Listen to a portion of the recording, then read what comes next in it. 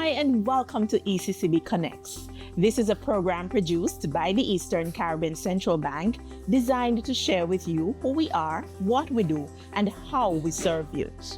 On this episode, we continue to explore what is causing the increases in goods and services as we step into the world of inflation, deflation, and disinflation. Stay connected to learn how these economic forces shape the cost of living and what they mean for you and your wallet. We'll be right back after this message. Have you seen the Grenada 50? The Eastern Caribbean Central Bank, in collaboration with the government of Grenada, issued the Grenada $50 note in July 2024 to commemorate Grenada's 50th anniversary of independence. The Grenada 50 is printed on polymer. It is the same size and includes similar security features as the current EC banknotes in circulation. This limited edition $50 banknote was issued exclusively in Grenada, but it can be used in any of the ECCB member countries. The Grenada $50 note is legal tender. This means that it can be used for any of your standard and over-the-counter business transactions. Thanks for staying connected. On our last program, we started the important discussion on inflation. We explained what is inflation, some of the factors that contribute to inflation, and how it affects you.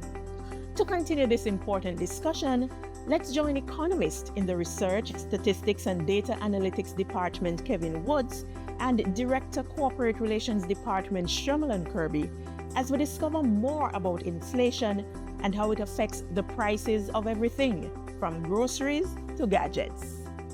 Our member governments have been taking certain steps to help cushion the impact of inflation. What are some of the common measures you have observed? Some of these measures include social transfers to the poor and vulnerable. So in an era of high inflation, they are the ones who suffer the most, persons who are on the fringe, as you could say. So the governments have been increasing transfers to persons who are in that category to sort of alleviate some of the burden that they face because of the higher prices. And when you say transfers, you mean like funds, social safety net programs? Exactly. Okay. So they have funded these social safety net programs. Sometimes they take the form of direct cash transfers to persons. Sometimes it is in giving them a voucher that they could purchase certain goods. Sometimes it's an electronic transfer to their bank accounts in order to help them to do that. What governments have also done as well, apart from the social transfers, is that they have set prices on basic items which should go no higher. You could think of things like sugar, corn, some of rice, some of these staples, so that the poor and vulnerable don't have to face a rapid escalation in the prices of these necessary things. How do we as a currency union compare, let's say, with our neighbors, Trinidad, Barbados? How do we compare with our inflation rate? It's important, though, to establish the context in which we face inflationary pressures. We are small, open economies that rely heavily on imports. So, to a great extent, the inflationary pressures that we face are generally imported from our major trading partners. That would be the United States of America, the United Kingdom, and a few other countries in Europe, and perhaps Japan to a lesser extent. So that is how we generally are influenced by inflationary pressures. Meaning when prices increase in those countries because we import their goods, we feel it here? Absolutely, yes. But we are also part of a quasi-currency union. And as a result of that as well, our dollar is pegged to our major trading partner, which is the United States of America. And so inflationary pressures that are experienced in the United States of America are transferred to us. Likewise, any restraint in inflationary pressures in the United States usually operate the same way for us as well. So we would have sort of moderate inflation rates. Now, inflation in the United States was pretty moderate up until the pandemic, where there was a rapid escalation in prices.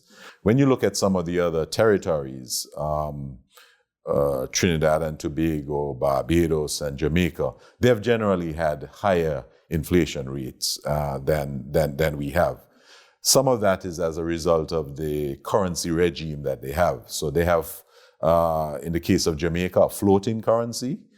So that changes a lot, and that also is reflected in high inflation rates for consumers there in Jamaica.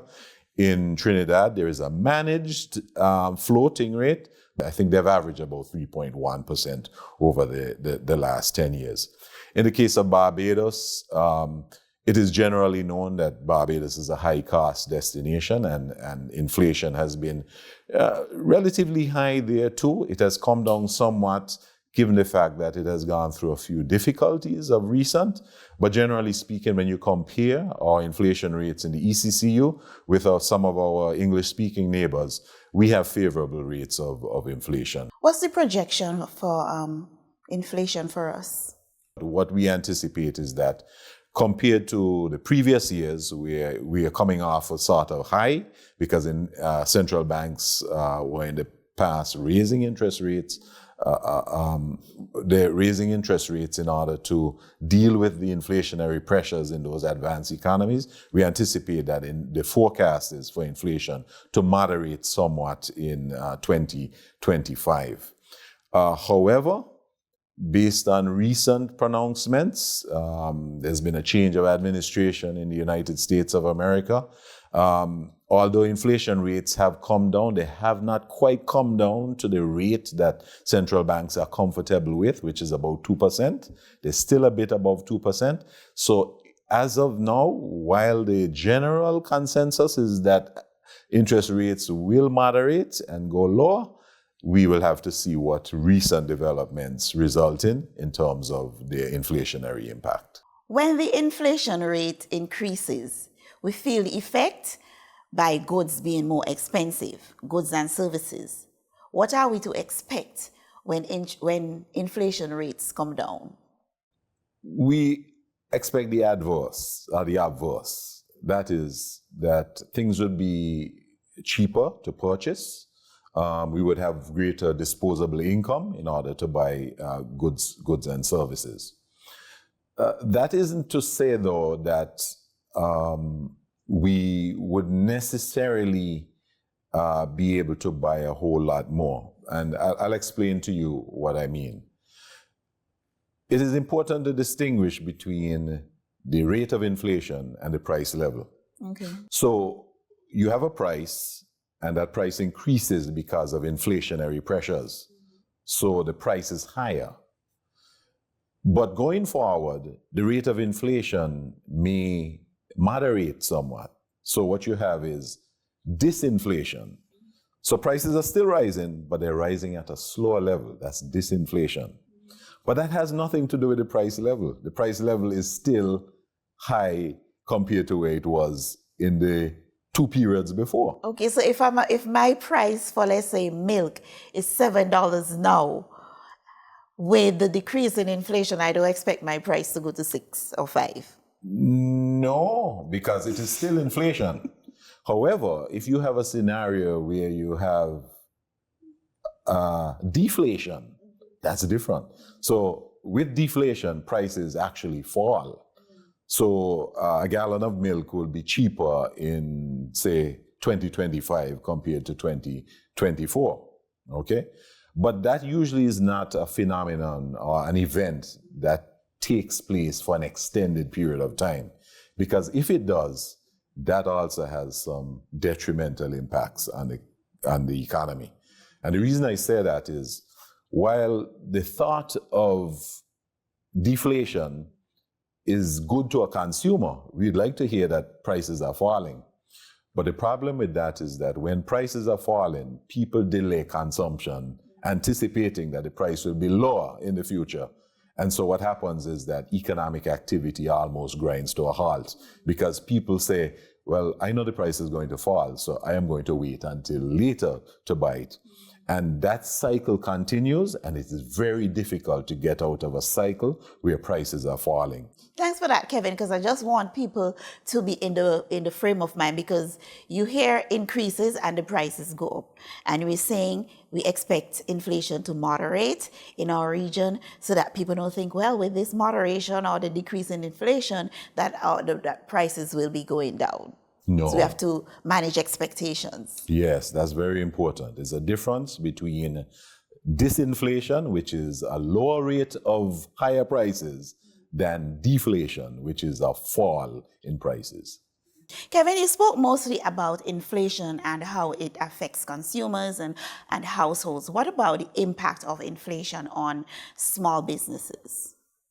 So for small business, when facing inflation, especially at a rapid pace or high inflation, that makes the cost of doing business more expensive.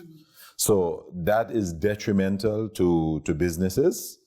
And so that's why it is very important for policymakers to try their best to control the rate of price increases in an economy. Now, that is not always an easy exercise to do, because what you have to do is to balance between people's ability to spend and the amount of money that's available in the economy, so that you don't have a case where you have few goods chasing a lot of money, which results in inflationary pressures. So for small businesses, it is very good when inflation is predictable. Okay, so for instance, if people generally know that I expect the cost of living to increase about 2% every year, they can plan that. And once the time passes and they realize, well, they were just about right, that continues. That expectation is beneficial to the economy. Inflation becomes predictable, so it does not alter people's habits or their behavior very much. But if in the case of high inflation and it is volatile and people can't anticipate it, it is very disruptive to businesses, especially small businesses. And so small businesses they will show some restraint or hold back in terms of investment. They'll hold back in terms of production. And that's not good for an economy. Kevin, any final words as we wrap up? Well, thank you, Shermalon, for this opportunity to explain to the general public what inflation is, how it's calculated, the difference between inflation, disinflation, and deflation, because they are different aspects of the same phenomena. One, inflation represents an increase in prices. Deflation represents a decrease in prices. Disinflation represents a slower increase in prices. So I think it's really important for persons to understand inflation, where inflationary pressures come from, and what they can do individually, albeit limited, to conceal themselves or to protect themselves from the effects of inflation. Thank you. Thanks for having me, Shermalon. It was a pleasure being here. We've come to the end of this week's episode of ECCB Connects. We discussed inflation and some of the economic concepts which influence the change in prices at the checkout counter. We learned that the changes in the price of goods and services are generally imported from our major trading partners like the United States of America and the United Kingdom, meaning that when prices in those countries increase, we feel the effects. There is a difference between inflation, which is the increase in prices, deflation, which represents a decrease in prices, and disinflation, which is a slower increase in prices. High inflation makes the cost of doing business more expensive, and it is important for policymakers to try their best to control the rate of price increase in an economy. Thank you for viewing. We invite you to join us again next week for another episode of ECCB Connects as we continue to share with you who we are, what we do, and how we serve you.